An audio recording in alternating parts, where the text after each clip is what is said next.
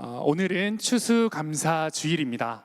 오늘 예배를 통하여서 또 말씀을 통하여서 하나님께 올려드릴 그 감사의 제목을 또 감사의 은혜를 발견하시고 또 감사로 나아가시는 우리 사랑하는 사부 예배 모든 성도님들 또 모든 청년들 되길 소망합니다. 성경을 여러분들 한 번쯤은 다 보셨을 텐데요. 여러분, 성경은 무엇으로 시작하고 무엇으로 끝이 날까요? 창세기로 시작해서 요한계시록으로 끝이 납니다. 그죠? 또 성경의 단어로 이렇게 살펴보면 태초에로 시작하여서 아멘으로 끝이 납니다. 또 성경의 이 주제를 살펴보면 하나님의 창조 또 구원의 역사로 시작해서 하나님 나라의 완성과 하나님의 나라로 끝이 나는 것을 알 수가 있습니다. 그런데 이 성경을 하나님과 우리의 관계 관점으로 바라보면 하나님은 어떤 분이시며 누구이시며 또 우리는 누구인가로 시작해서 하나님과 우리의 관계가 어떠해야 하고 또 하나님과 우리의 관계가 어떠한 관계인지 그리고 그 결과는 어떠한지로 끝이 나는 것을 알 수가 있습니다. 이처럼 하나님의 말씀은 우리가 하나님과 어떤 관계를 맺고 있고 또 어떤 존재인지를 명확히 아는 것을 너무나도 중요하게 생각하고 있습니다. 그리고 그 관계와 그 관계 가운데에 우리의 정체성이 너무나도 중요함을 말씀하고 있습니다. 왜 그럴까요? 이유는 이 땅을 살아가며 우리의 정체성과 또 우리가 하나님과의 관계를 바르게 확립하는 것, 그것이 바로 신앙이기 때문입니다. 참된 그리스도인은 하나님과의 바른 관계 속에 그분과 온전한 사귐을 통하여서 그 사귐 가운데로 나아가는 사람들입니다. 그리고 그 바른 관계의 사귐이 바로 하나님이 우리에게 요구하시는 그리스도인의 삶인 것이죠.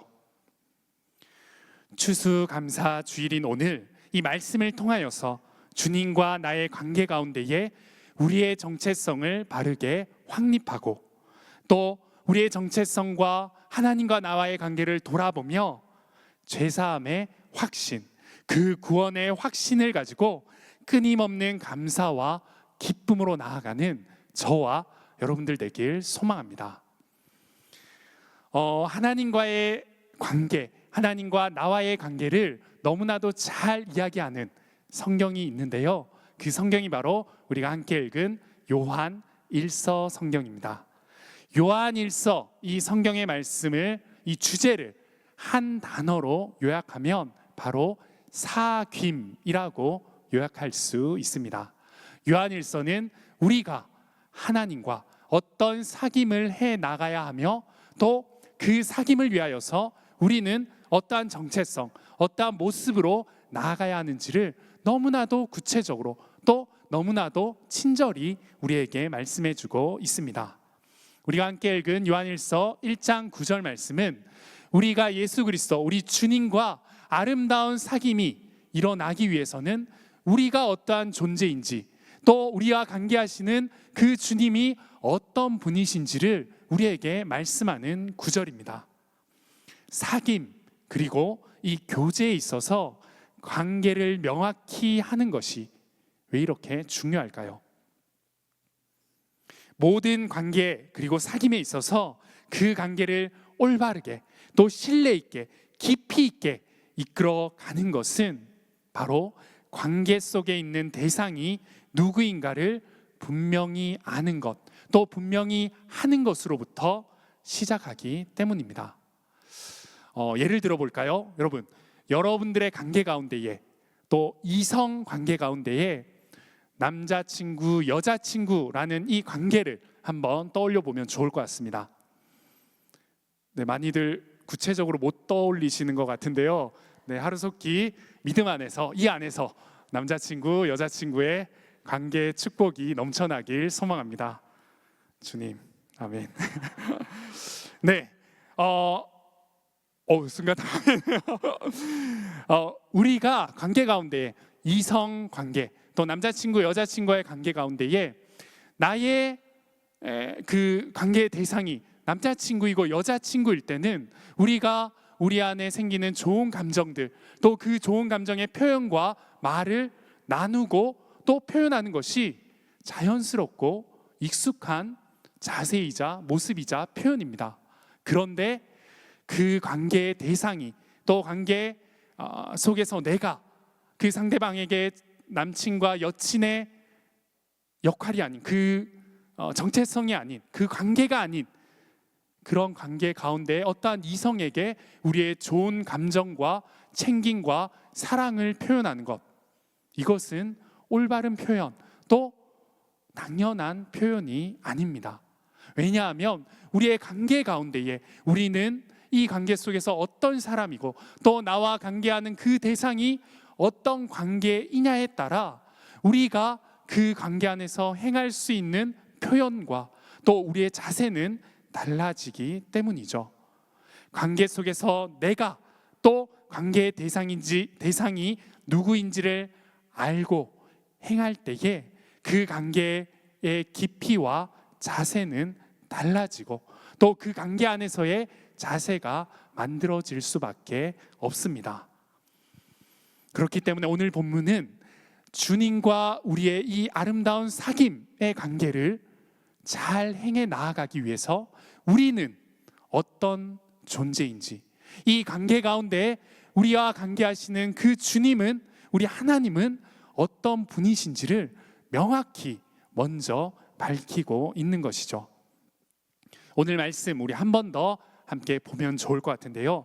우리 1장 9절 말씀입니다. 만일 우리가 우리 죄를 자백하면 그는 미쁘시고 의로우사 우리 죄를 사하시며 라고 말씀은 이야기하고 있습니다. 말씀 가운데 먼저 우리는 죄를 자백해야 하는 자라고 이 성경은 이야기하고 있습니다. 하나님과 우리 주님과의 관계 가운데에 나는 우리의 죄, 나의 죄를 자백해야 하는 자, 자백하는 자로 우리의 정체성을 관계 안에서 밝히고 있는 것이죠. 더 나아가서 우리와 관계하시는 우리 주님은 어떤 분이라고 이야기하고 있죠? 우리의 모든 죄를 사하시는 분, 우리가 우리의 죄를 자백할 때에 이 관계 가운데 우리의 주님께서는 우리의 죄를 사하시는 분이다 라고 말씀은 분명히 밝히고 있습니다. 우리가 죄인임을 밝히는 것, 우리가 이 관계 가운데에 죄인임을 고백하는 것, 나의 정체성이, 하나님과 나의 관계 가운데에 나의 정체성이 죄인임을 고백하는 것이 바로 우리가 하나님과의 관계 가운데 더욱더 깊이, 더욱더 깊은 사귐으로 나아가는 첫 걸음임을 말씀은 이야기하고 있는 것이죠. 그런데 여러분, 우리가 하나님과의 관계 가운데에, 이 신앙의 여정 가운데에 내가 죄인임을, 나의 죄를 고백해야 하는 자임을 고백하는 것이 쉬운 일일까요? 쉽지 않은 일일까요? 쉽지 않은 일입니다. 왜냐하면 내가 죄인이라고 고백하는 것은 내 안에 죄가 있다라는 전제로 그것을 하나님께 고백해야 하기 때문이죠. 사랑하는 여러분, 여러분은 죄인임을 고백하십니까? 여러분 안에 수많은 죄가 있기 때문에 고백할 수밖에 없는 그 죄인임을 고백하실 수 있으십니까? 많은 사람들은 스스로가 죄인임을, 그 죄인의 정체성을 고백하는 것을 너무나도 어려워하고 부정하며 살아갑니다. 왜냐하면 내가 죄인이라고 고백하는 순간 그 죄로 인하여서 나의 인생은 너무나도 부족해 보이고 내 인생은 너무나도 실패한 인생으로 비춰지고 여겨질 수 있다고 여기기 때문이죠. 그러나 우리가 하나님과 우리 주님과의 관계 가운데에 죄인임을 인정하지 않는다면, 내가 이 관계 가운데 죄인의 정체성을 가지지 않는다면 이 관계는, 이 주님과의 사귐은 이루어질 수도, 깊어질 수도, 맺어질 수도 없음을 기억하시길 바랍니다. 예수님께서는 마태복음 9장 12절, 13절의 말씀을 통하여서 이렇게 말씀하셨습니다. 건강한 자에게는 의원이 쓸데없고 병든 자에게라야 쓸데가 있느니라. 너희는 가서 내가 긍휼을 원하고 제사를 원치 아니하노라 하신 뜻이 무엇인지 배우라. 내가 의인을 부르러 온 것이 아니요 죄인을 부르러 왔노라. 우리는 죄인이기 때문에 우리의 정체성은 죄를 너무나도 많이 가지고 있는 그 죄인의 정체성을 가지고 있기 때문에 그 죄를 사하여 주시는 주님 앞에 자백하며 나아갈 때야 비로소 우리의 죄를 사하여 주시는 그 주님이 필요하고 그 주님과의 사귐이 필요할 수밖에 없는 것입니다. 우리 가운데 죄가 없는 사람이 있을까요? 죄가 없다고 생각하는 사람들은 그들이 가진 그 죄의 기준이 굉장히 협소하고 또 제한적인 기준의 죄로 여기고 있습니다. 대부분 윤리적이며 법적인 기준에서의 이 죄의 협소한 기준을 가지고 나는 죄를 지지 않았어, 난 죄인이 아니야 라는 이러한 정체성으로 살아가곤 합니다. 그러나 하나님 앞에서 인간은 죄인일 수밖에 없습니다. 그리고 하나님 앞에서 그 죄는 하나님 없이 살아가려고 하는 모든 생각과 모든 모습들이 죄임을 우리는 깨달아야 합니다. 내 삶 속에 내가 하나님이 되려고 하는 것, 하나님이 없어도 내 삶을 살아갈 수 있다고 여기는 것, 살아갈 수 있는 것처럼 살아가는 것이 바로 죄인 것이죠. 그렇기에 모든 사람은 이 죄에서 자유로울 수 없습니다. 아담과 하와의 때부터 우리에게까지 이어진 그 원죄뿐만 아니라 우리가 살아가면서 짓게 되는 수많은 자범죄까지, 그 원죄와 자범죄, 하나님 앞에서의 이 죄에서 자유로울 수 있는 사람은 아무도 없는 것이죠. 그렇기 때문에 하나님과 우리의 사귐, 이 관계 가운데에 우리가 우리 스스로 죄인임을 고백하는 것은 너무나도 중요한 고백입니다.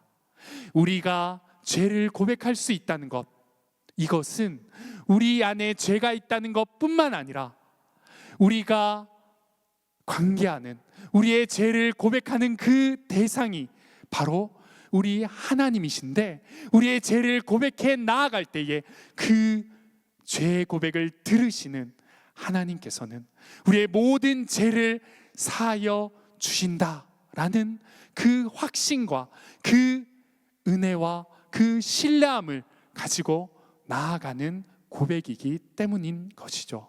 즉, 이 관계 안에서, 주님과의 이 신뢰 안에서 우리가 고백하는 죄의 고백은 그저 한풀이로 우리의 죄 고백으로 끝나는 고백이 아니라 우리의 모든 죄를 사하여 주실, 나의 이 사귐 안에서 나의 고백을 들으시는 그 하나님이 우리의 모든 죄를 사하여 주시고 용서해 주실 거라는 그 확신의 고백이 되어지는 것입니다.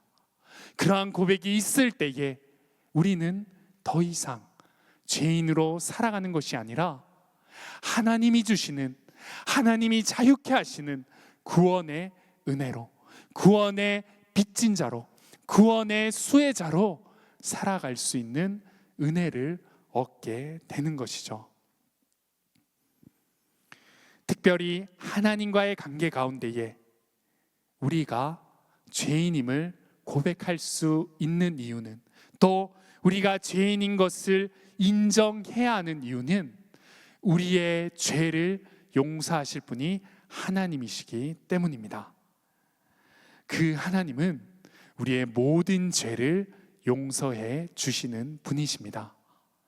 그 하나님은, 나와 관계하시는 우리 주님은 우리의 모든 죄를 사하여 주시는 분이십니다. 믿으십니까? 그 하나님이 계시기에, 그 하나님과 내가 관계하는 하나님의 자녀이기에, 예수 그리스도의 제자이기에 우리는 우리의 죄를 고백하고 자백하며 나아갈 수 있습니다.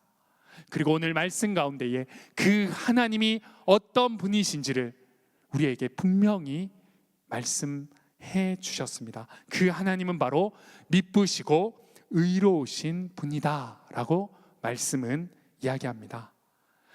그분의 성품과 인격에 있어서 우리 주님은 미쁘신 분이시며, 또한 자신의 약속에 있어서 항상 신실한 분이심을 말씀은 우리에게 분명히 선포하고 계십니다. 특별히 예레미야 말씀을 통하여서 하나님이 어떤 분이신지, 하나님이 죄를 자복하는 그의 자녀들에게 어떻게 그 죄를 사하여 주시는지 우리에게 말씀해 주셨는데요. 예레미야 31장 34절의 말씀, 우리 한 목소리로 함께 합독해서 읽도록 하겠습니다. 함께 읽으시겠습니다. 이르기를 너는 여호와를 알라 하지 아니하리니 이는 작은 자로부터 큰 자까지 다 나를 알기 때문이라. 내가 그들의 악행을 사하고 다시는 그 죄를 기억하지 아니하리라. 여호와의 말씀이니라. 내가 그들의 악행을 사하고 다시는 그 죄를 기억하지 아니하겠다라고 우리 주님께서는, 우리 하나님께서는 우리에게 약속해 주셨습니다. 미쁘시고 의로우시고 항상 우리 가운데 신실하신 우리 하나님께서는 하나님과 관계 가운데에 우리의 죄를 고백하며 자백하며 나아가는 우리의 죄를 사하여 주시고, 또 그 죄를 기억하지 않는 분이심을 우리에게 약속해 주셨습니다. 사랑하는 동산의 영가족 여러분, 사랑하는 청년 여러분, 우리는 하나님과 평생을 관계하고 사귀며 나아가는 하나님의 자녀들입니다. 그 사귐 가운데에 우리가 우리의 죄를 고백할 수 있는 것은 우리와 관계하시는 그 하나님이 우리의 모든 죄를 사하여 주시며 그 죄를 기억하지 않으시고 영원히 우리를 그 죄에서 건져 주시는 구원의 하나님이라는 사실을 잊지 마시길 바랍니다.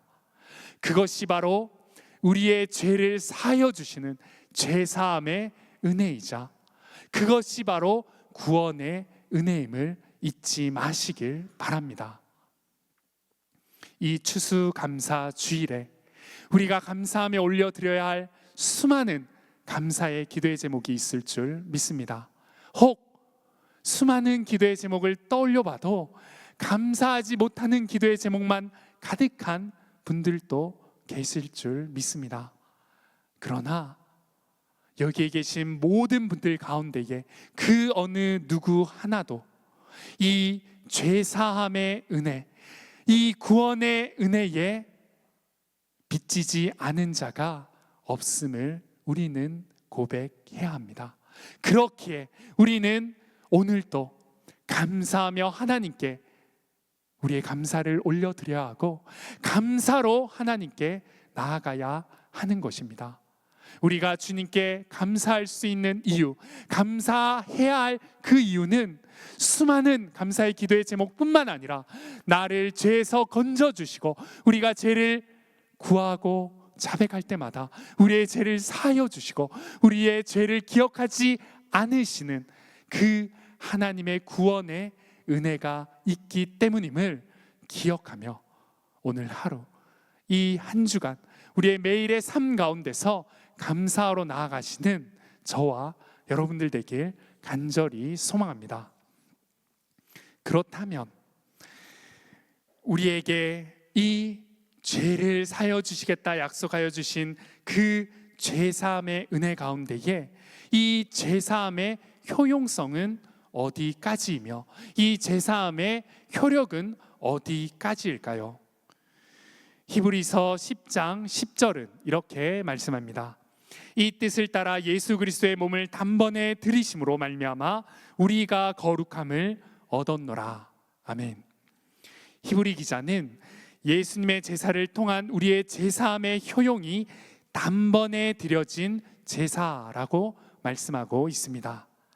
단번에라는 단어는 한 번에라는 이 단어보다 더욱 강한 횟수의 의미를 나타냅니다. 횟수를 의미하는 단어를 노골적으로 사용하여 이 죄사함의 효용성을 말하고 있는 것은 옛 제사와 비교하기 위함입니다. 예수 그리스도의 이 제사함의 십자가의 사건이 일어나기 전에 이 옛 제사는 매번 수도 없는 제사를 올려드림으로 말미암아 인간의 죄를 하나님께 사함받고 또 그 제사를 통하여서 매번 올려드려야 하는 그 제사를 통하여서만 죄 사함의 은혜를 얻게 되었습니다. 그러나 예수님의 이 십자가의 제단, 십자가의 이 제사는 단번에 한 번에 드려진 죄 사함의 제사였습니다. 한 번의 제사로 그분의 모든 목적을 이루셨기에 더 이상은 이 십자가의 제사, 십자가의 제사함 이후에는 우리가 올려드릴 제사가 없음을 히브리 기자는 단번에라는 이 단어를 사용하여서 우리에게 말씀하고 있습니다. 그 한 번으로 모든 죄를 영원히 해결하시고 온전하게 만드셨기 때문입니다. 그 한 번의 제사는 바로 예수 그리스도의 십자가 사건입니다. 그 한 번에 드려진 십자가의 제사는 최종적이고 완벽했습니다. 옛 제사와는 달리 반복할 필요가 없는 완전한 제사, 완전한 죄 사함이었습니다. 단번에 드려진 이 십자가 제사에서 흘리신 예수 그리스도의 피는 우리를 어떻게 만들었을까요? 예수님의 이 피의 효력은 무엇일까요? 우리 10장 14절, 히브리서 10장 14절 말씀을 보시면 그가 거룩하게 된 자들을 한 번의 제사로 영원히 온전케 하셨느니라 라고 말씀하고 있습니다. 예수님의 피는 우리를 죄에서 영원히 온전하게 만들어 주셨습니다. 짐승의 피로 드려진 옛 제사는 일시적이었고 완벽히 죄를 해결해 줄 수는 없었습니다. 하지만 완전한 인간이시고 또 완전한 그 하나님이신 이 예수님의 피는 인간의 죄의 문제를 완전히 해결해 주셨습니다. 믿으십니까? 그것은 죄에서 자유로운 유일한 인간이시며 흠 없으신 예수님의 피만이 그 죄사함만이 그 능력만이 하실 수 있는 구원의 은혜인 것입니다.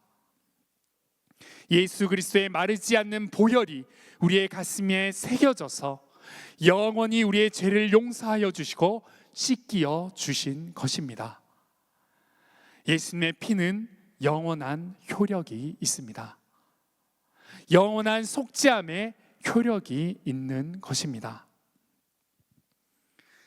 사랑하는 동산의 영가족 여러분, 여러분의 죄를 하나님께 자백하고 고할 때에 그 모든 죄가 예수 그리스도의 피로 단번에 그리고 영원히 사함받은 줄 믿으시길 바랍니다. 우리의 제사함이 영원히 효력 있는 그 은혜임을 고백하며 감사하시길 바랍니다. 오늘 대예배 말씀 가운데 담임 목사님께서 말씀하신 것처럼 우리 안에 감사가 있다면 감사하는 그 인생은 체질을 바꾼다라고 말한 것처럼 우리와 관계하시는 나의 하나님, 나의 죄를 사하시는 그 하나님께 죄를 자백하고 나아갈 때 우리 안에 감사할 이유가 우리의 죄를 사하신 그 하나님으로 감사하는 그 이유가 넘치는 삶이 될 때에 우리는 우리의 삶 가운데에 은혜의 체질로 우리의 인생이 바뀌게 될 줄 믿습니다. 우리의 체질이 바뀌는 수많은 모습들이 있겠지만 사랑하는 여러분, 죄사함의 은혜, 죄사함의 감사가 넘치는 이 믿음의 사람들의 모습 가운데 가장 큰 은혜의 모습은 바로 기쁨의 모습임을 기억하시길 바랍니다. 감사가 넘치는 사람, 특별히 하나님께서 나를 구원해 주셨어, 하나님께서 나의 죄를 사하여 주셨다라는 그러한 구원의 감사로 나아가는 자들에게는 기쁨이 있습니다. 마르지 않는 기쁨이 있을 수밖에 없습니다. 신림역을 지나가고 또 수많은 번화가 가운데에 스치는 많은 청년들을 바라볼 때 너무나도 가슴 아픈 생각이 듭니다. 왜냐하면 스쳐가는 또 지나가는 수많은 이 젊은이 청년들의 얼굴을 보면 기쁨이 없습니다. 너무나도 바쁜 일상 가운데 살아가기 때문에 또 수많은 스트레스와 고민 때문에 그런 것인지는 모르겠지만 그 청년들의 얼굴과 또 처져 있는 어깨 가운데는 기쁨을 발견할 수 없습니다. 동산교회 우리 사랑하는 청년들의 모습 가운데는 기쁨을 발견하길 원합니다. 네, 기쁨을 발견할 수 있습니다.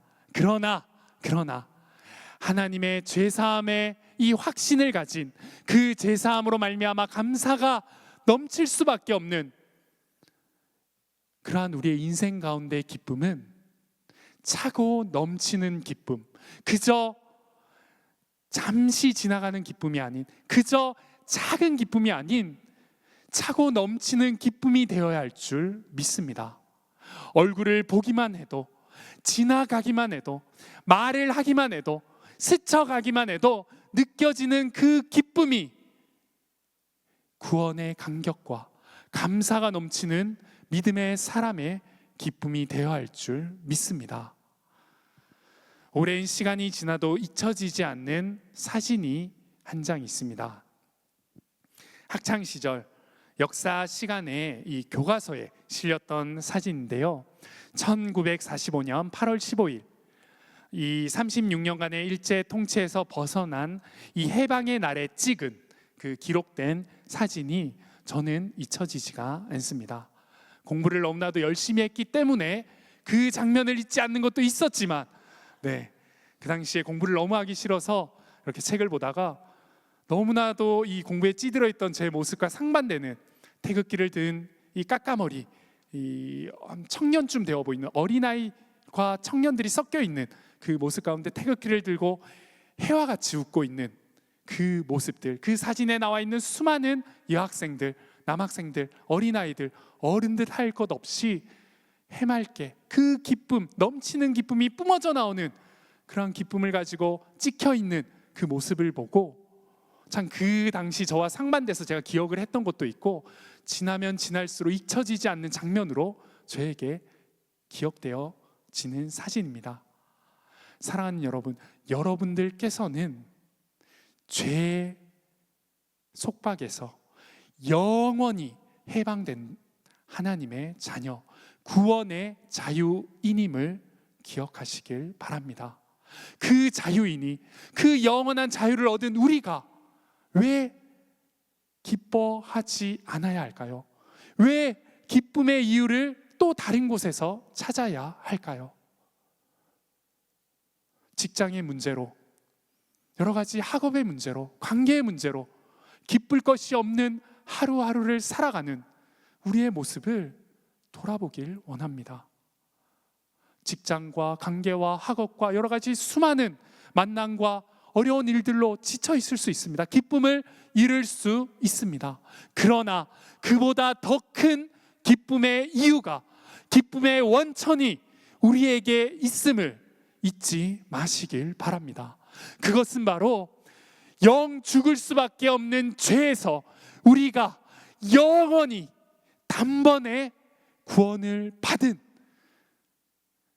자유인임을, 구원의 자유인임을, 죄사함의 자유인임을 기억하시길 바랍니다. 그것이 우리 가슴 가운데 새겨지면, 그것이 우리의 삶 가운데 명확하다면 여러분의 표정이 달라질 수밖에 없습니다. 여러분의 모습이 달라질 수밖에 없습니다. 여러분들의 사역이 달라질 수밖에 없습니다. 여러분들의 소그룹이, 여러분들의 삶이, 여러분들의 직장 생활이, 여러분들의 학교 생활이, 가정 생활이 달라질 수밖에 없습니다. 우리 안에 뿜어져 오는 그 기쁨이 우리를 구원하시고 우리의 모든 죄를 사하여 주신 그 하나님의 감사함으로부터 뿜어져 나오는 영원한 기쁨을 누리시고 그 기쁨 가운데 살아가시는 저와 여러분들 되시길 소망합니다. 그 기쁨의 회복이 오늘 말씀 가운데에, 또 소그룹 모임 가운데에, 또 한 주간을 살아가는 여러분들의 인생 가운데에 차고 넘치는 귀한 기쁨의 날들이 되시길 주님의 이름으로 축복합니다. 이 시간 이 감사와 또 이 기쁨을 고백하며 우리 함께 행복이라는 이 찬양으로 하나님 앞에 나아가도록 하겠습니다.